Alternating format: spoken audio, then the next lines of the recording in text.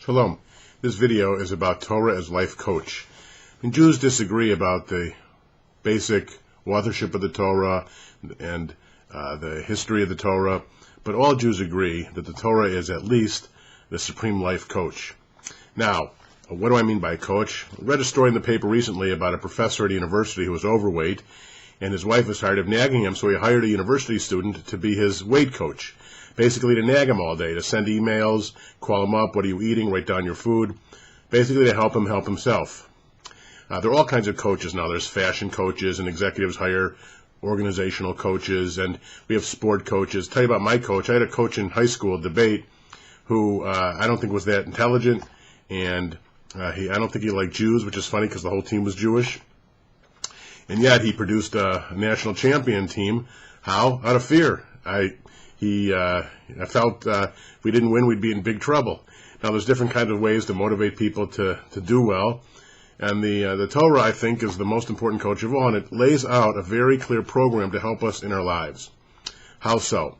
Well, I want to take the end of the book of Exodus as an illustration, because in the several books leading up to the end, we have basically 4.5 whole portions devoted to the construction of the tabernacle and the establishment of Aaron and his sons as the high priests.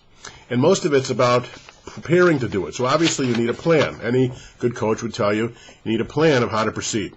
And then we get to the final portion, Pekudei, where basically it's in the Yiddish expression, tuchas off and tish, get off the table and start doing something.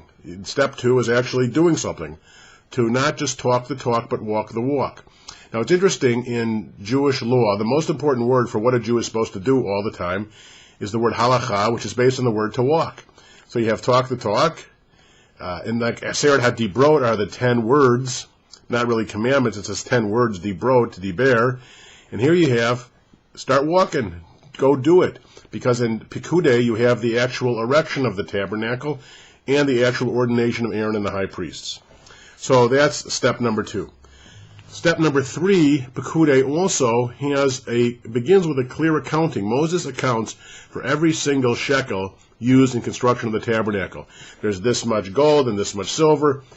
And rabbis want to know why the Torah spent time giving a basic accounting. Maybe this is why there's so many Jewish accountants.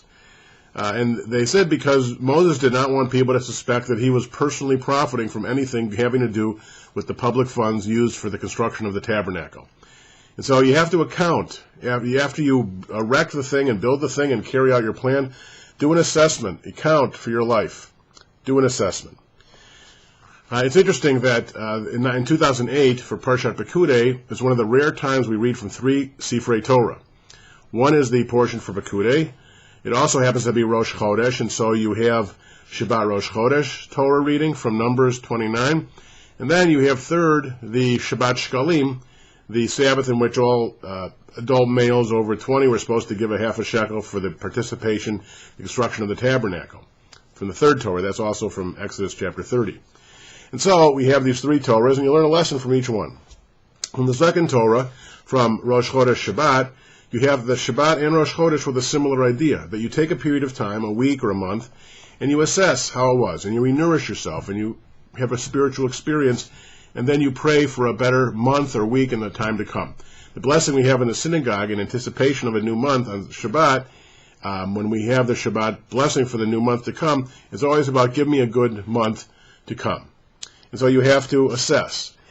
And then it says in Parshat Pekudei that Moses saw the constructed tabernacle, and he uses very similar language to how God viewed the creation.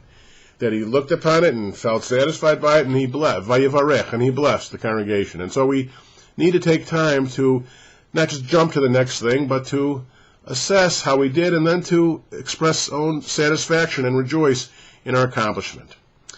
And finally, it says that the end of the parsha says, and the end of the book of Exodus says, that after this is all done, the cloud of God's glory would move, and then the Israel camp would know where to go and when to move. They would camp when they camped, and they would go forth following God's direction. And that's clearly the 5th and final step of a good coach, which is to tell us that we should follow God's lead, and we should not just rest on our laurels and having done one thing, but continue to go forward. I just did a wedding a couple in a geriatric center. The man is there and lives now in the geriatric center, and and I placed the light bulb under his leg, a very elderly man, married a woman, elderly woman too. They had been companions for many years, and he was really wanted to, before the end of his life, get married. He never ever stopped. He never ever give up on life. And so those 5 steps of planning, as we had until Parshat Pekudei, of the actual execution of the plan to walk the walk, halacha, in Parshat Pekudei, then to assess everything that happened, like the accounting of the materials that Moses did in Pekudei, and then you celebrate and you feel your achievement, vayivarech, and he blessed, and finally you go forth as the cloud did to lead the people in the direction of God. Some basic tips on life coaching from the Torah.